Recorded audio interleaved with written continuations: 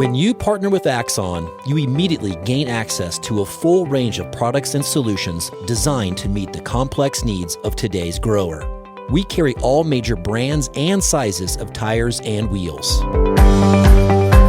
We specialize in large diameter wheels for large equipment.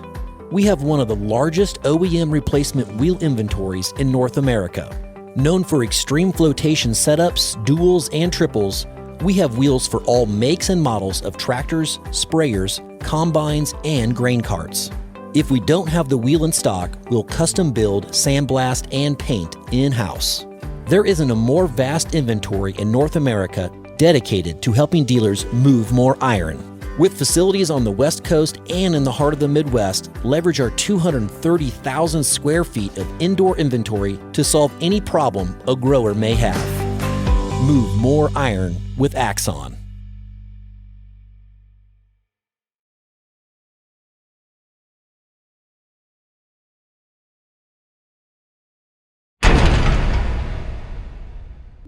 Moving iron.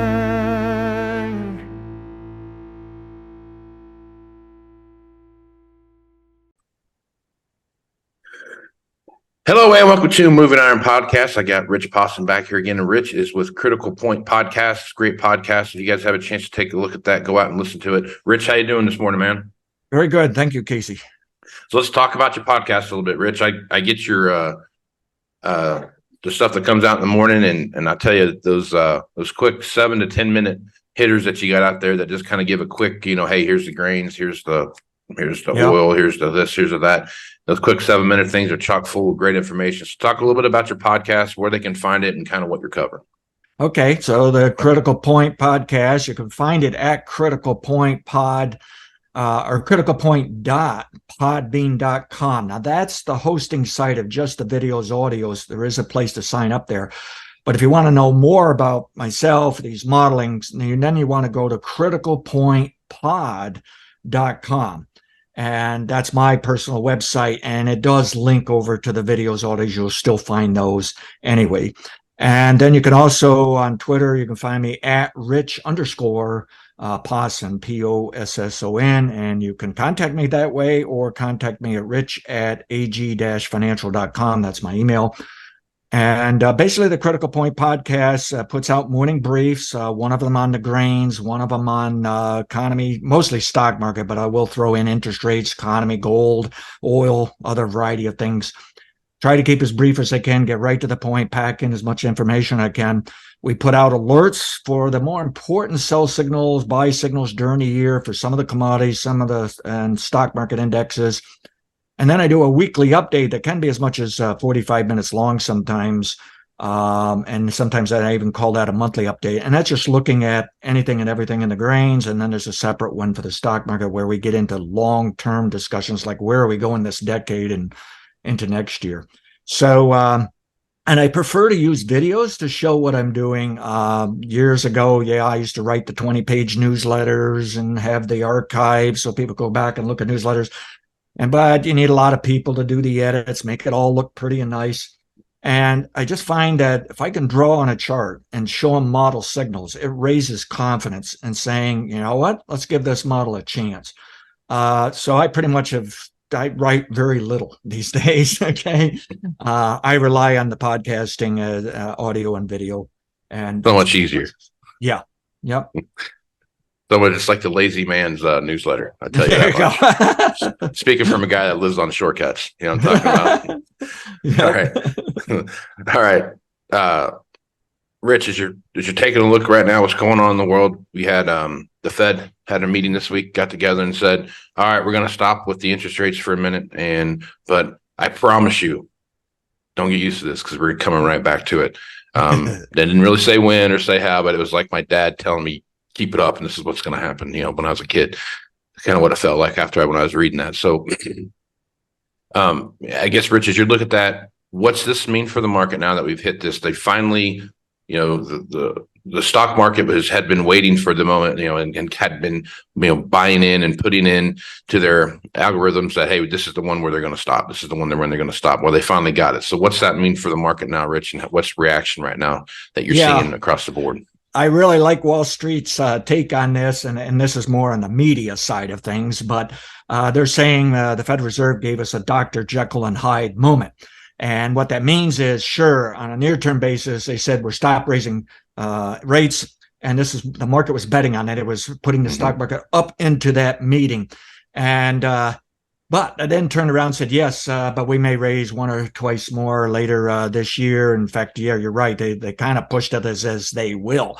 And so people are saying, what is that? There's some big shots on Wall Street saying, if that's not confusing. and right. I was so hopeful. I was telling subscribers as we was going into the meeting, I said, you know what, the model's saying that we're due for a level 4 setback. The level 4s are only intra-week, sometimes only intraday during the day. They're not that useful information unless you're a very, very fast trader. And I said, what this is implying is the Federal Reserve's not going to give us enough negative information to knock the stock market down. And then when I saw that results of what they said, I thought, uh-oh, is this something more serious? But you know what? Yeah, the stock market dipped, and then it came back, and then it went to a new high for the year. And this morning, I don't know where we're at this minute, but looks like it still wants to go higher. The model was right. That event that had been so serious, if you look at every Federal Reserve meeting all the way back to February or March of last year, they've been so serious the market just knock it down by huge amounts. And yeah, it would come back sometimes. But, it's just fascinating that I think the marketplace, at least for the stock market, and I'm now thinking the bond market is thinking the same way, they really don't want to listen to the Fed anymore. And they're just saying, we're over and done with you, okay?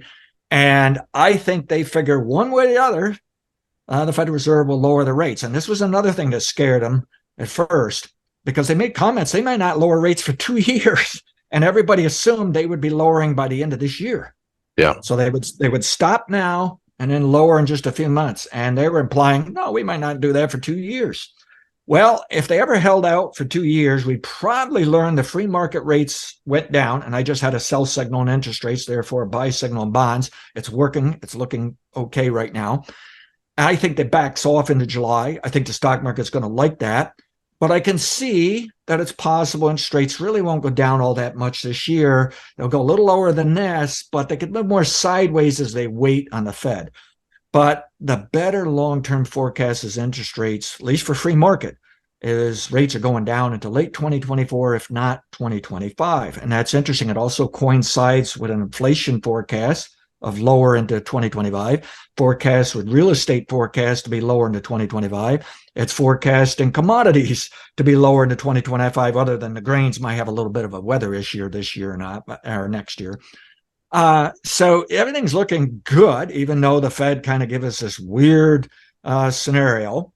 And I think ultimately they're kind of blowing smoke. They won't raise later this year. If they do, it's going to bother the stock market very briefly, and that's about it. Okay. Eventually they will give in. I mean, this inflation stuff, that Trueflation site, which granted some people pick on them because they've been off the mark sometimes on the monthly government numbers, but you got to realize they are a leading indicator of inflation. That's down to 2.34%. The government just lowered to 4%. I'm convinced in the next 3 months, we see the government go below 4 or down towards 3%. So it's working. So that's their goal, right? And their goal 2%, but they raised it to 3%, right? They want to get it down to 2%. And right. what's a little upsetting is they kind of act at times that they're saying they'll just keep raising rates till they get 2%. Well, that's nuts. Okay. And I even wrote just before the Fed Reserve, I did write a column for someone, and I just simply said, I think if the Fed raises in June, you're going to see political conspiracy thinking, are they trying to destroy the economy on purpose? And so I was pleased that coming out. Yeah, they may be pushing it a bit, but but it is interesting how they played it. They kind of wanted, they kind of, I think they felt like we better not disappoint people right now and not raise, but at the same time, they're just so slow. They just want to make sure they have the best evidence ever that this inflation is not going back up. And there will be bounces to concern us. The inflation fluctuates just like the stock market, all other data. I don't doubt it's dropping too fast when you look at Trueflation and some of these other measurements we use. Yeah. There will be some recovery, but I think we got it. I think we won, and it's fascinating. There's even people who were in the transitory thing, a year and a half ago, and then they gave up on it. Now they're saying, if you look at the definition, it just simply means it's not permanent. And they just said, we're waking up. This was transitory after all. Well, I think most people are sick of that word, and because it's really everybody's personal definition, Yep. So, but I'm pleased what the Fed did right now. I don't like what they said for the future, but the modeling is saying it shouldn't hurt the economy.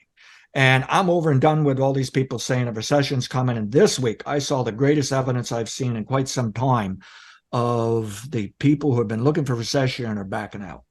And some of those have been delaying it, and they said they couldn't give up. Now they're giving up.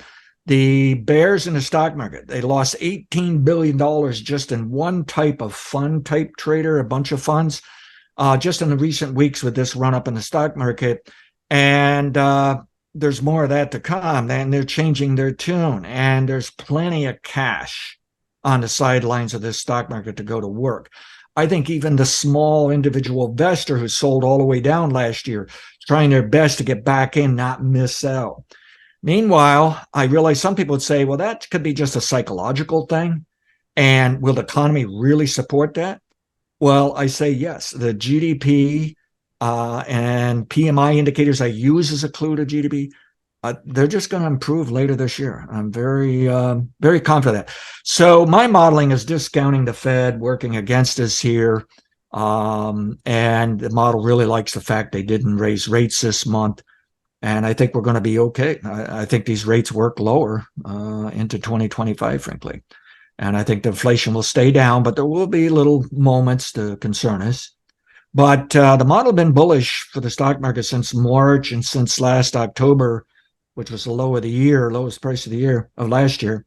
It's been bullish into July, and it looks like we got it. I think there's more upside from here. I can't argue it might slow down. I can't argue it might stall out on us because we've already had a nice run up, and it could be short-term overbought, meaning it has to back off. But my fundamental valuation is not that far below the stock market, and it's rising. So the stock market would normally stay above that fundamental valuation, fair valuation, if it's a bull market, and it's doing that. And I believe we are in a bull market. So I'm looking for higher prices next year. I'm looking for higher prices most of this decade in the stock market. And I think we're on track. There will be fluctuations and scares and corrections and setbacks. But I think we got this. The pendulum has swung. And I noticed by Wall Street's definition, when the stock market's up 20%, they assume it's a bull market. Now, a lot of people make fun of that. I know I normally make fun of it too. It's too rigid of a thing. But it did meet it, just as my model got the last piece of evidence it needs to say a bull market. In other words, I called a bull market. Let's see, it bottomed October 12th. I think I called a bull market within 5 days after that, long-term bull market. It's been working for us. And I said, I got all the evidence I need, but if you want, you can consider the higher it goes would be additional evidence. And we had an objective of 43.25, and it took that out. And so we're feeling pretty comfortable with that. And it was interesting. We also had the next target of 44.25, and it stopped there yesterday. It closed yesterday at 44.25. Again, I can't rule out some setbacks along the way, but I got to be bullish here. Long-term, intermediate term. Shorter term, I'm going to give it a chance into July. We'll look out for maybe a little slippage there, maybe by early August or something. But I think one way or the other, this market moves higher into the end of the year. What I can't tell people is there's two camps. One is it's going to move up somewhat. That's it. And the other camp is this thing's going to explode. Well, I also have scenarios in between that. And so I'm less concerned. Will we get it right how high it goes going into the end of the year? I'm just looking at the overall direction and the time of it. And I'm pretty confident with that to be bullish. I'll tell you what, an asteroid could hit this planet, and I think it's still going to be a bull market. Maybe not for a few days. little recovery time there. Yeah. Right. It may crash, but it'll come back up. it looks that good, and I've been at this for 30 or 40 years, live, real time with this kind of modeling. And then this modeling, what it's done is we've back tested, going all the way back for the entire history of the stock market, the entire history of this country, GDP, all kinds of measurements. And it just works well. And sometimes it's scary. Sometimes you think, gosh, can this be right yet again? It's not looking good. Mm-hmm. And then you find, and even sometimes I don't have enough faith to stick with my model. I'll say, I'll back off a little here. Next thing I know, the model is right. So, and the model isn't right every time on every little thing, because we look at many different fluctuations. I mean, I tell people whether we're going to have an up day, down day, up week, up, down week, same for the month. But I'm also looking at those trends. Where are we going for the year, the decade, that kind of stuff. Anything from very short term to very long term, I pack it into my podcast. So awesome. All right, man. So this kind of leads into another discussion that I can't get my head wrapped around. I know there's a lot of geopolitical things that happen with especially when we're going to talk about oil. So especially talking about oil, I mean, if there's anything more geopolitical than oil, I don't know what is. But looking at the oil market right now, it doesn't matter what's said in the media. Doesn't matter what OPEC says. Doesn't matter what the Saudis say. It doesn't matter. It fluctuates between 68 and 77, and it settles back into 72 or 73 on whatever news is coming around there.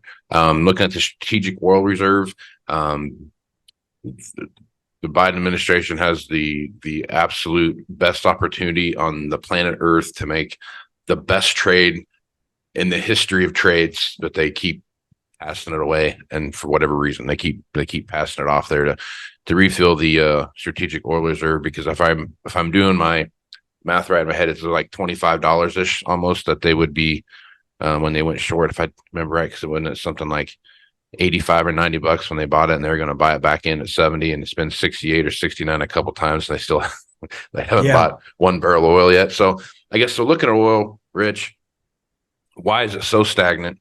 And even with Russia dumping oil on the open market and doing what they're doing and those kind of things, it's still just there, right? It's not going anywhere. There's nothing changing it up. What's the deal with oil, and why is there not a big movement there, and why is it so stagnant? Yeah, we've hit an equilibrium on a supply and demand here. It's like we can't get that supply to overpower and drive it down by a huge amount. And that was a message sent by Saudi Arabia, as they were just saying, we got to do something to at least keep it from going down. And you can see OPEC wasn't really in full agreement. Saudi Arabia went on their own on that.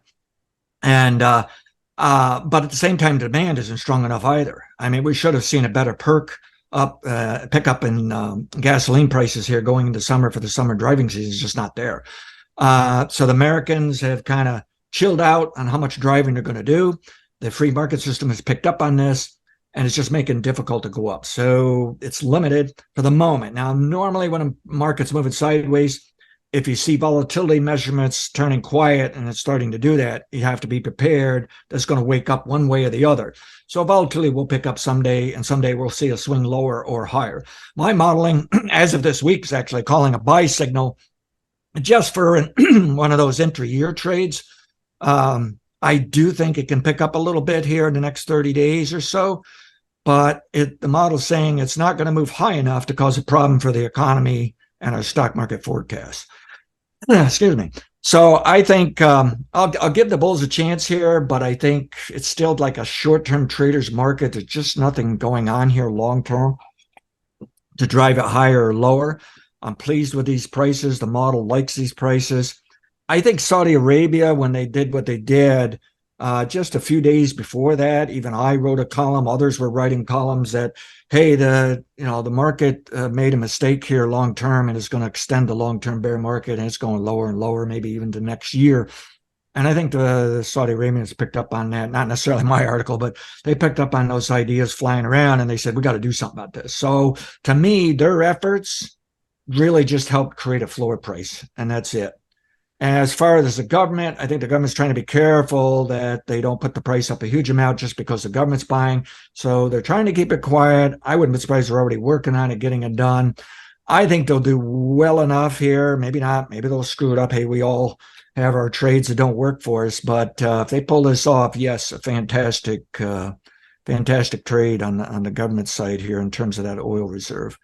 And they should be able to get it done. I just don't see a major run up in oil right now. I do think we might get a little better bounce in oil and maybe other commodities next year. And maybe that's also going to tick up inflation just a little bit. But my guess is it'll be right back down by late 2024 into 2025. I don't see major risk of a big up move in inflation and commodities, and especially for oil. Gold's looking the same way. I may be proven wrong in the next 3 months. Other than that, I think gold goes lower, also into late 24 to 2025. I think it's lost the pro-inflation type of buyers here. And not only that, we may see something fascinating the way the interest rates are going to work, that if the Federal Reserve kept their rates sideways for quite a while and the free market went lower, we may see the way that's set up is not necessarily a good thing for gold, especially if inflation moves as low as it appears to be going. It could wind up with actually higher real rates and wind up with hitting something here for the gold market.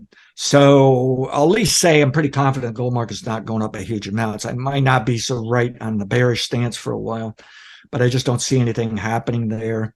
The dollar has, we were looking for a sell signal last couple of weeks. We think we got it. And this week, boy, the dollar index fell quite a bit. So feeling pretty comfortable with that. I like it. I think the model is right. Now, it can bottom in just a couple of weeks, but here again, I don't necessarily see a lot of downside in the dollar, and I don't see a lot of upside. I think the dollar is sending us a signal. There's less risk to our economy, but it doesn't want to go down huge amounts because it doesn't see the inflation building. Not yet, anyways. And my stock market model loves all these things. It's saying, got to be bullish. Everything on the outside market is working for it. And so we'll stay with that scenario. But yeah, on the oil market, like I say, I fully understand how it can bounce here short term, but just not picking up the signs of any kind of major like long-term bull move here. And I just don't think demand is strong enough. And at least a moment, like I say, it's in an equilibrium. That's why we're moving sideways. But that won't last forever. So right. So you don't see $100 oil anytime soon is what you're getting at. I don't. I think, I can't rule it out this year when you look how quickly commodities can change their mind, but that might be for next year. And even at $100, well, on $100, I'd start to get nervous that it can hit the economy a little bit. Stock market might not be happy about that, but I don't think it's an outright bearish thing for the stock market though. But it might slow our economic growth a little bit and kind of hurt the consumer just a bit. But below $100, so here we are. I think on the futures, we're only about 68 to 70 right now. I mean, that's a big move up to 100 before we get ourselves into trouble. And so I can give the bulls some room here, but it feels like it's really a short-term trader's market. They're going to buy it for a few weeks, sell it for a few weeks. Nothing significant. Yeah. All right. So let's talk a little bit about the whole world, kind of in a nutshell here. China's not had the sprint out of COVID that the rest of the world saw. That they're not seeing that. I guess in your opinion, as you look at that, what's the delay there? I mean, why the United States came out, we had this big boom. Europe to some extent came out, and they even had a big boom. I mean, they had things that started moving, and that's inflationary issues that we start seeing right now. But it just doesn't feel like I get the same. I don't see the same thing out of China, I guess. So what's your thoughts there? And am I off base, or am I right? Am I seeing the same thing that you're seeing, I guess? But what's that slowdown that I'm feeling coming out of China, and why do you think that is? Yeah, I think we will see China improve for the rest of the year, but I'm not so sure. I don't think it's going to be a big recovery. I think the government has still got a problem that they could care less about having a great stock market. They could care less about a super high GDP. They've seen their real estate where they did too much of it and got a blowout in real estate, and they want to protect themselves from blowouts. So I think they got an attitude that if they're not as good as the rest of the world, so what? However, they have done some things. They've done a little money printing here and there and a little bit differently, and it doesn't show up on the radar screen as much. But they've done something to make sure the economy doesn't deteriorate. And they realize their war on COVID has hurt them. And they're just trying to make sure it doesn't hurt more. And they're trying to work their way out of that COVID. But all that COVID fighting has kind of it's upset their people too, where they're a little nervous. How much do I want to expand my business? Do I want to start a new business? Do I want to buy stocks? Things like that. So it's also the people that they're really not that aggressive there to create that growth. And I think they'll get net growth. The indicators, I think, are improving. I just don't know if they're going to improve slowly, they're going to improve fast, somewhere in between. Stock market, same story. It looks like to me it can go up into next year along with the U.S. and the world, but I wouldn't be surprised it's going to be the sluggish one. And let's face it, we still have the political issues, the trade issues going on with U.S. and China. I think that's probably going to improve too, but I think the world, and specifically U.S., does want a different way of doing business with China. They're not going to, and that's going to hold China back. I mean, they made a lot of money with the fact that the world was willing to trade so freely, and the world was less concerned about themselves. So they were just happy to do business with China, and their happiness has kind of slid a little there. So, but I do think in the next years too, we're probably going to see some resolvement of some of these trade issues. And I think it's going to be all right. As we look later in the decade, China will be doing pretty good, I think. And we'll just take it from there. Globally, I got the same forecast for global GDP economy to grow into next year, along with the U.S. Stock market wise, I follow the global Dow Jones index. It is biased more to the U.S. because it's the bigger market, but it did stall out. It rallied better than the U.S. In fact, it was rallying when the U.S. was going down for a while, and then it stalled out for a few months. And that was primarily because Europe did so well, and we have Germany and France that the people look at them as a little bit socialistic. They assume their stock markets don't do so well, and they were wrong. Stock markets did great. And in fact, France did better than Germany, and they're probably more socialistic than Germany. And I do think the European markets, that I just told my subscribers here yesterday, I think those markets have more upside into next year.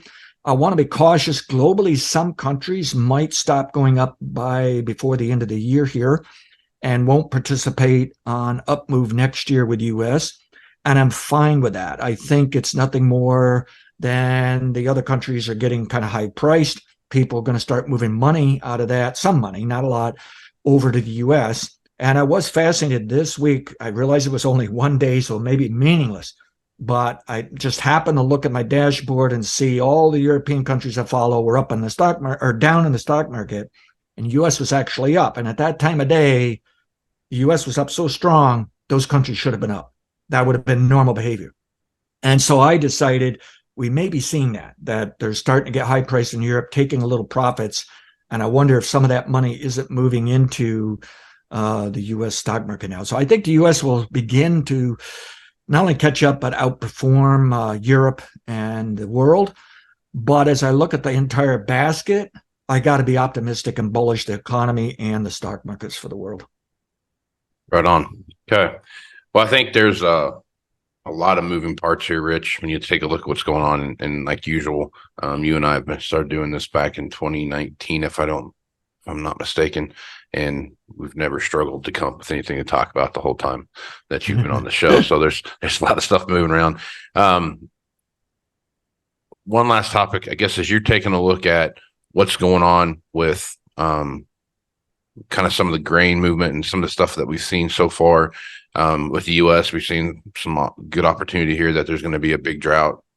I guess there's a developing drought in the central grain market or central grain belt of the United States. You look there, you look and see what happened with Brazil, and they had some record crops down there this past year. Not as good as I thought they were going to be, but they were still very, very large crops. Assuming that this is the year that we have the huge drought and the big crop issue that we saw, as you take a look at your grains right now, what are your thoughts there, and what are some of the short-term and long-term effects of a major crop problem in the U.S. right now, and what that could do to the overall grain markets? Yeah. So recently, what was the lowest price the last couple of months here, model called a bottom. And I said, we got to be bullish here, have some faith in the model. Maybe this market rallies into July. And we would normally do that from a trader's perspective, regardless of the weather.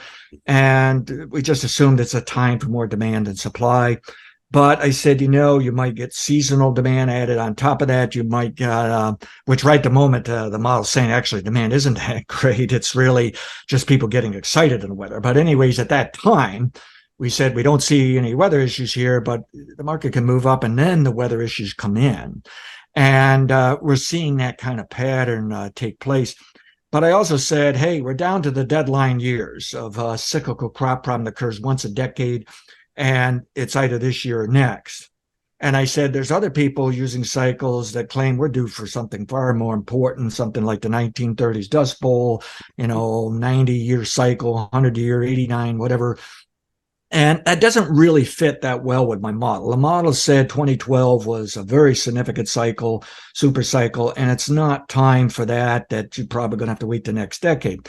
But I don't want to rule out something more significant here. I've researched their cycle.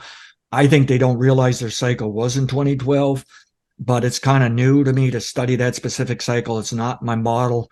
And I think there is that possibility of strike. So I'm just warning people, I may get new statistics that there's more upside than I realized. And I'm not going to say I'm wrong because I'm bullish. I'm going with it to be safe.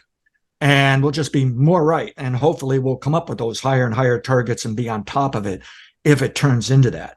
But for the moment, I'm a little concerned. We've got a nice rally going here. But as we get through the summer growing season, we find eventually that weather is okay. Maybe yield comes down a little bit, but it's not the hit that everybody thinks. I'm a little suspicious it's next year for the crop problem I'm looking for. I'm also suspicious it's not going to be one of the more serious ones for the history of that type of climate issue and weather issue and crop issue. So a little reluctant here to being a bullish, but I'm bullish. And I'm ahead. We banked some money here, and I think we're going to just try to keep working with it. It woke up this week here, gave us a little short-term additional signal to the upside. But is it really going to work out that way? Because at the moment, and this could be a big mistake on my part, on the moment, I'm thinking if we're going to take a good national hit in the yield, I think it's got to go beyond the Corn Belt.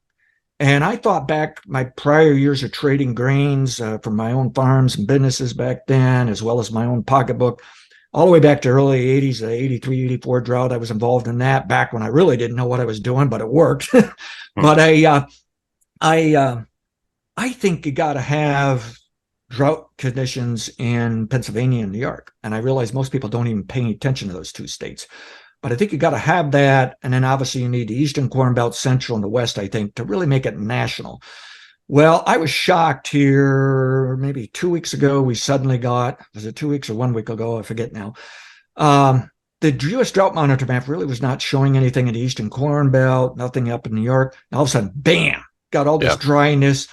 And then, last week it came out and it actually showed drought, moderate drought. In Pennsylvania, up in New York. Meanwhile, I was watering 800 trees or 700 trees by hand because we haven't got our property. Didn't get my well. I got my well drilled yesterday, by the way. Mm-hmm. And so we were hauling it out of a stream up a hill, a little tractor and a tub, and watered by hand just to try to save trees. And we actually did lose a few. That's how quickly it hit New York. Yeah. We had New York farmers producing hay primarily saying, we're holding off on sales. We don't know if we're even going to have a second crop. It was that severe, that fast. I got to tell you something. It's looking fine today. That quick of a turn the other way. And we got rains coming. We got rains coming the next 4 or 5 days here. And our trees are looking better and this and that. Now that may go away. Western New York didn't even get those rains though. Okay. Wow. And so I'm just concerned. Could this be fickle where we've got a bit of a crop problem this month, maybe early July, but I remember in the 80s working with some professionals on the floor in Chicago trading. And I remember we had a year where we didn't think it could be a crop problem, but we had to play for it anyways. And then I remember the pros saying, if it rains on July 4th, give up. And it rained July 4th. And boy, they gave up. Yeah, I tell you. And they were right. It was the best. So I'm keeping that in the back of my mind that this could be the year for that cyclical crop problem. But you know what? There's not enough evidence, even as today, even though I see that drought monitor map, I know it can get you excited. I don't know how much to trust this, but I am bullish. I don't want to miss out on it. Okay. And if I make a mistake and don't flip back to berries fast enough, so be it, I'll do it. but I don't know how much to trust this. I can definitely visualize this market maybe up into July and right on down into harvest, And I'm very convinced grains will be lower in 2025 with commodities and inflation. So, if we're going to have these cyclical crop problems, we better get it going. It's either this year or next. And I do think even the reason some people are asking, why aren't grains even higher than this? They're waking up this week, but shouldn't they done better than this? Well, I do think there's people saying that they have a rule of thumb that if it's not La Nina, be very suspicious of a bullish weather scenario.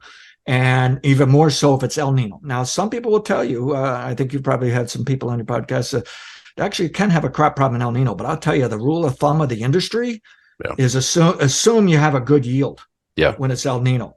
And I don't know where we're at on that, because I thought we were in El Nino. And yesterday I'm reading this article saying, no, we're not. We're just getting very close to it. Barely tipping our toe in the deep end of that pool. So yeah.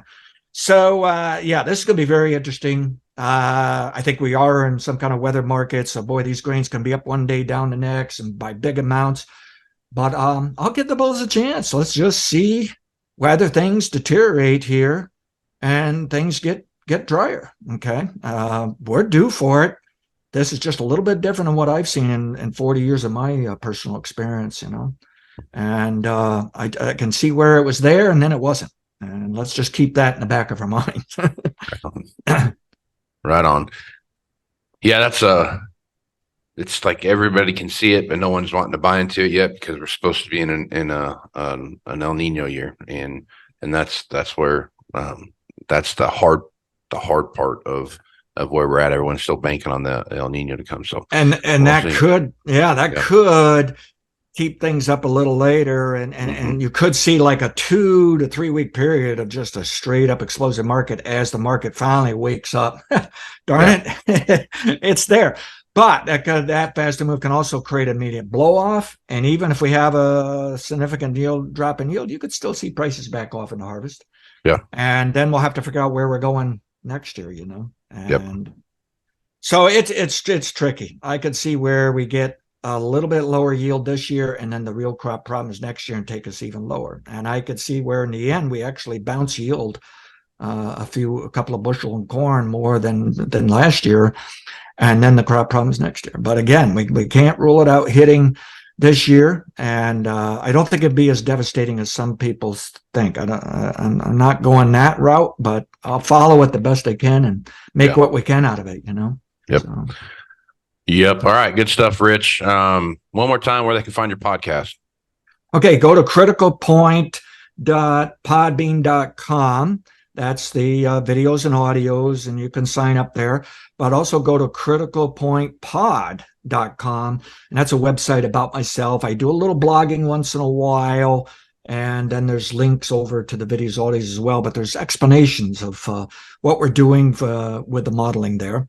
And check out, tweet me at Rich _ Posson, Posson, or email me at rich@ag-financial.com.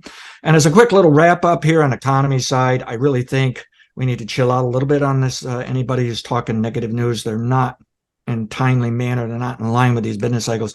I'm looking for 2.5% to 4.5% GDP for the rest of this decade. That's good enough. That's a wide range. You might think, well, does that mean if it's only 2.5, lousy stock market? No, the fascinating thing is the stock market is going to be bullish no matter where it is in that range. And I think we see inflation get back towards the Fed's 2%. Still not convinced they get what they want over a long-term basis, but and we'll get pops in inflation from time to time, but the model's saying better write it out. The stock market will probably still be bullish no matter what.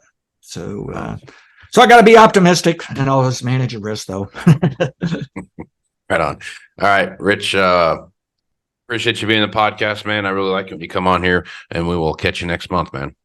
Okay, thank you very much. All right, I'm Casey Seymour with Moving Iron Podcast. Check me out on Facebook, Twitter, and Instagram at Moving Iron LLC. Go to LinkedIn at Moving Iron Podcast and check out the video version of this over on the YouTube channel, which is the Moving Iron Podcast YouTube channel. Go to Moving Iron LLC for everything Moving Iron related and get all the information from Moving Iron Summit coming up here in Nashville, Tennessee, September 11th through the 13th, and all the information is there. If you need more information, send me an email at MovingIronPodcast at MovingIronPodcast.com, or if you have a question for Rich or anybody else that's on here, you can send me an email there. and I will make sure to ask that question. If you want $50 discount off of your Moving Iron Summit registration, be one of the first 150 to sign up, and you'll get that from the folks over at Axon. So with that, I'm Casey Seymour with Rich Posson. Let's move some iron, folks. Out. Moving iron in the 21st century. Hard-working people working hard for you and me.